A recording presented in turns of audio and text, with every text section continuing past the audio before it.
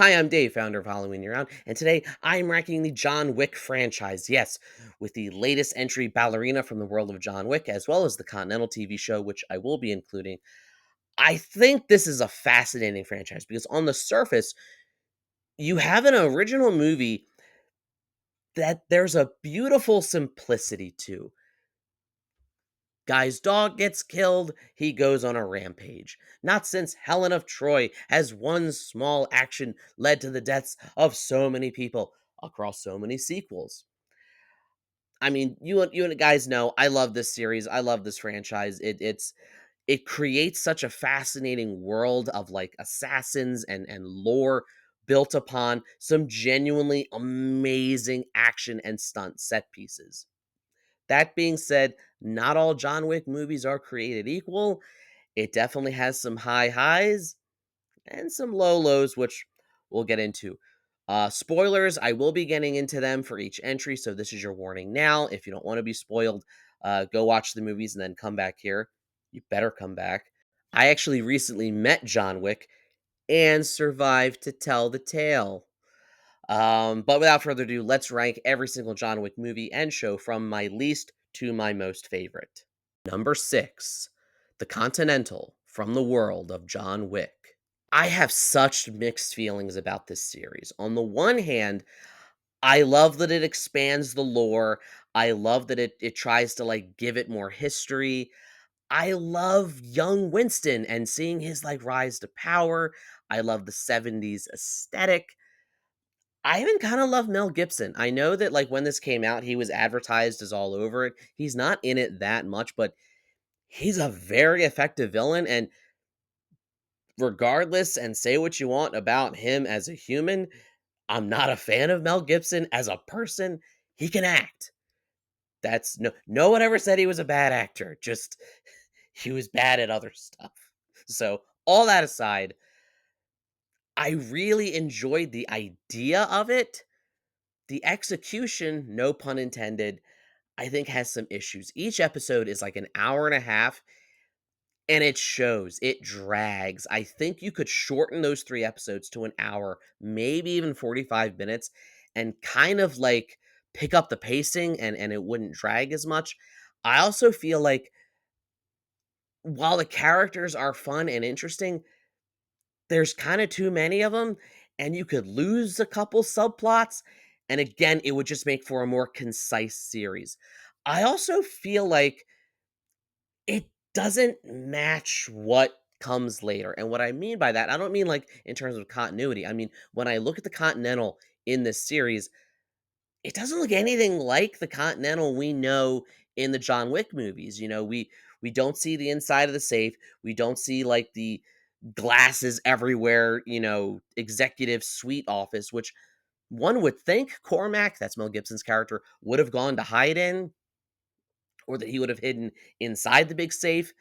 I feel like that didn't really, and that's probably more practical thing. I'm sure that those sets were not available to the, Peacock production that was the Continental. So I try not to hold that against it too much. It's not even that I dislike the show. It's just that it feels like a spin-off TV show that was meant to just be a prequel to one character, and it was never really going to live up to the movies themselves. I'm glad that it exists. I'm glad that I saw it, but I'm probably not going to be inclined to watch it again, while I will be inclined to watch the John Wick movies again. Number 5, John Wick Chapter 3, Parabellum.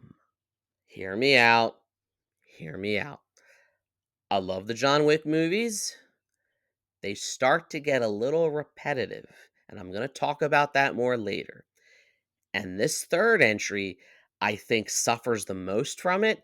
And retroactively, with the fourth movie, which I'll get to, it kind of makes the third movie pointless. It's the one that I think is least necessary of all the sequels, that if you removed it and just changed one or two things about four, you wouldn't even really need it.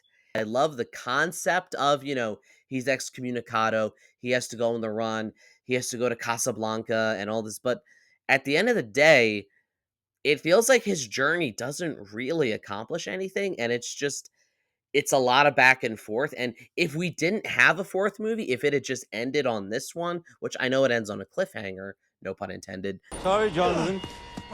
Don't see any other way.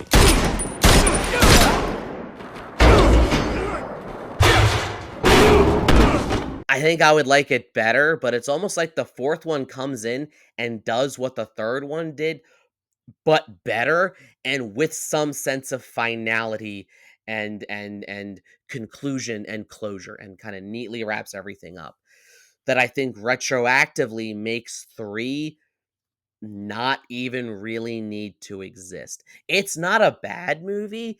It has some great fight scenes. I love, Keanu Reeves and Halle Berry with her dogs, fighting in Casablanca. I even love the final showdown at the Continental. Is cool. It has Matrix vibes. I know he does the guns, lots of guns line. But again, it all feels like it's for nothing and we kind of just do the same thing again in the next movie and it's like, well, what was the point of all that? So I don't dislike the 3rd movie, but if I'm looking at the John Wick movies themselves, I think it's the weak link and I think it's the one that, because of the 4th one, doesn't really even need to exist. Number 4, Ballerina from the world of John Wick. I was really pleasantly surprised with Ballerina, and I was also really unpleasantly and surprisingly frustrated with it. And this is kind of where I'm going to get into some of the spoilers. So, you say you're doing a spin-off of this random character that we've never met before. It's Ana de Armas. I love her. I've loved her since Knives Out. I've actually loved her since Knock Knock, which canonically you could argue is a John Wick prequel because it has both her and Keanu Reeves in it, and some stuff happens. Seriously, watch Knock Knock. It's fun. Anyways, I was pleasantly surprised with how much I connected with her character and how much that this movie knew it had to do something different. Again, as much as I love these movies, they do get a little repetitive. And Ballerina was very much a breath of fresh air, where it existed in the same world, it expanded on the lore and the mythos, but with a different character and kind of showed us a different side of it. It was new, it was refreshing. It felt like the hard R version of Black Widow that I wanted. It has amazing stunt pieces. It has a really climactic showdown in the end, and it very quickly makes us care for Eve's character and sympathize with and side with her own revenge mission. Here's where it loses me. And maybe this is a nitpick. I've already gotten into an argument with someone on Reddit about this because, well, that's my life. It kind of breaks the continuity of the John Wick movies. We know that at the beginning of Ballerina, we see John Wick show up at the Ruska Roma in New York City, where he demands Angelica Houston, you know, honor and redeem his ticket after he's been excommunicado. So she does that. His ticket is torn. He has the brief conversation with Eve and then goes.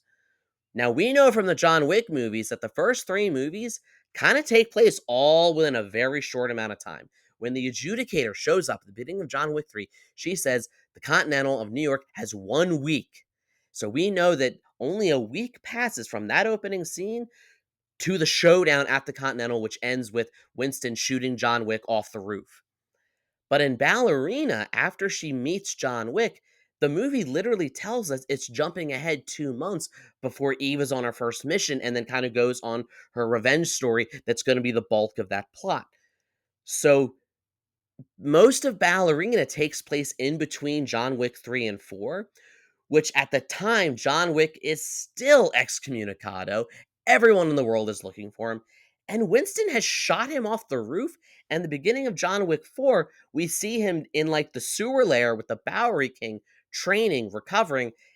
And while it's an undisclosed amount of time later, although one article says it's 6 months later, it is heavily implied that John Wick has been hiding out and recovering down there. And the Bowery King even shows up with his suit now pressed and dry cleaned. And it is heavily implied this is the first time he's having an outing since that event happened, which means John Wick showing up at the end of Ballerina, in Eastern Europe kind of makes no sense, and it kind of breaks the timeline, and he's not really needed there. She kills most of the people on her own, and it was a moment of fan service over logic. And you guys know, if you see my other videos, you know how much I can't stand that.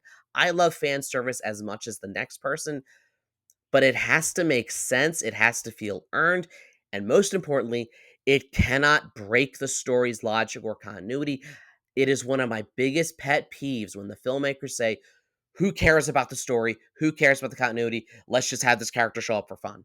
I hate when they do that, and Ballerina makes that incredibly bad mistake. And if it didn't make that mistake, it might even rank higher because I cannot describe how much I love these fight scenes. And I love how they prop Eve up, not as a John Wick, but as a different character. I know that there's always a criticism, with action movies with female leads about, how are they taking on, assassins that are, taller and twice their weight. I love that this movie addresses that. And they're like, look, you're always going to be smaller.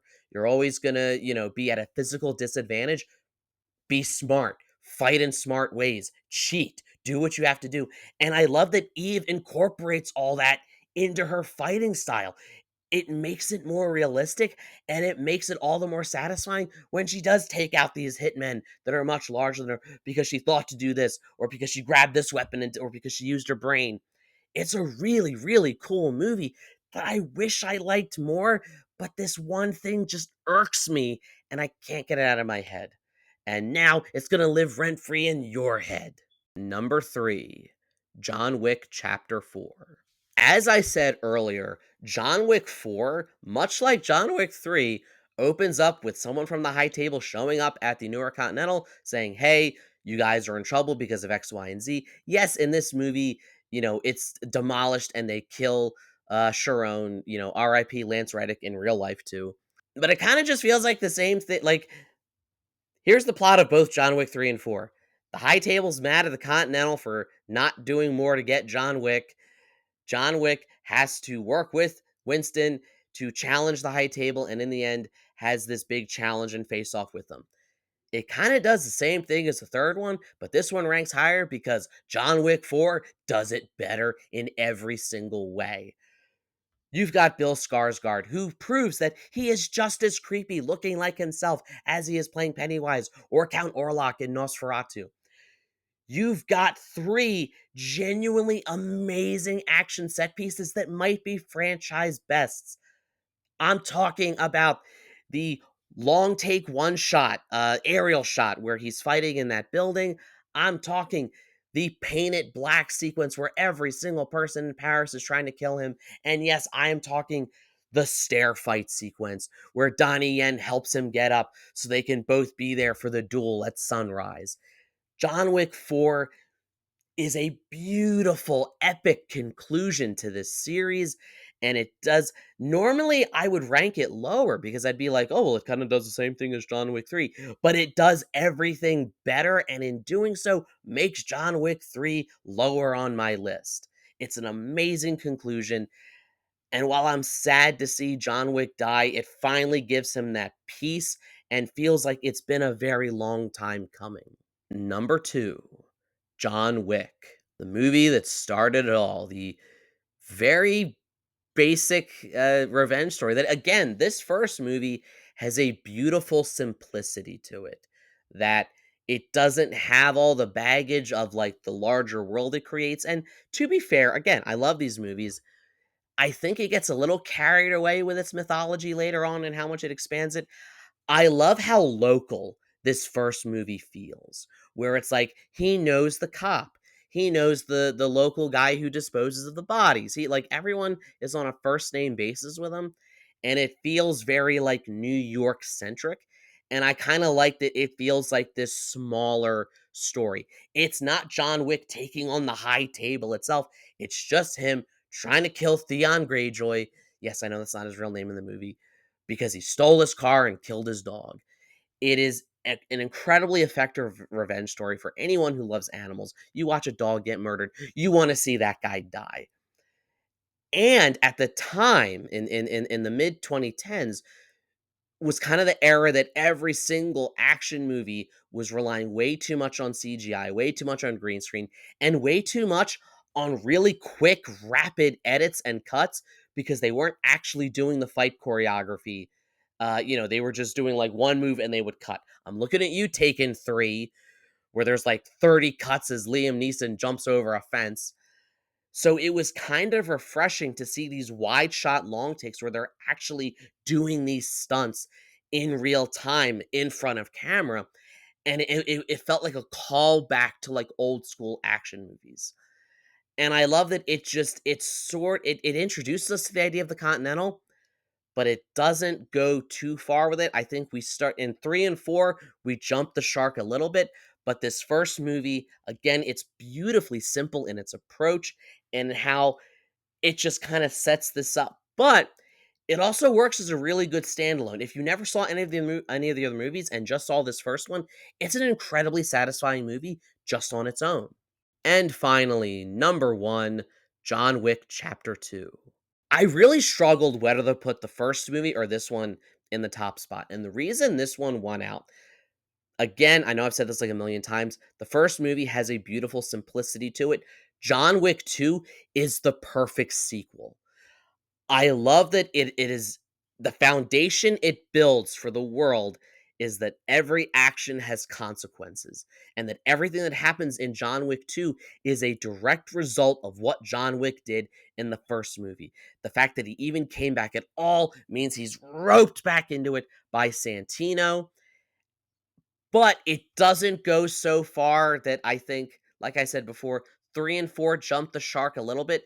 2 is that perfect balance of the beautiful simplicity of the first one, but expanding the lore and the world of the high table, but without going too far that the later sequels do. It has some really great sequences. I love Rome. I've been to Rome. I might be a little biased because I know that this one partly takes place in Rome, but I love this concept of like John Wick is tricked. He is duped. Santino's like, kill my sister so I can be a seat on the high table. He does it, and then he's like, well, now I'm gonna hunt you. So it has this kind of beautiful theme at the heart of it that every single action has an equal but opposite reaction. Every single thing John Wick does has a consequence, and he realizes the cost of everything that he's done. It strikes that beautiful, perfect balance, and it probably has my favorite ending where he does get excommunicated, where if it had just ended here, I would have been satisfied, even though it's a cliffhanger. It just has this level of suspense, him running through New York with his new dog, and you have no idea what's gonna happen. I also really like the feud between him and Common, where they there's a mutual respect for each other, and it's like neither of them really want to be there, and I feel like I feel like they try to do that again, in John Wick 4 with Donnie Yen and the guy with the dog. I'm forgetting his character's name. I'm sorry, but I think that it works best in this movie without going too far. So when I went back and rewatched all these, I'm watching the second one and I'm like, I think this one's my favorite. And after some time's passed, it's still my favorite. But hey, these are just my thoughts. These are just my rankings. Please let me know in the comments, what are your rankings of the John Wick series? What are your least to most favorites? I would love to know what yours are. Like, share, subscribe, all the YouTube stuff. If you don't, you may end up being hunted and chased by the Baba Yaga just because some guy some cousin's friend, whatever, in your group was the guy that killed his dog. And as always, every day is Halloween.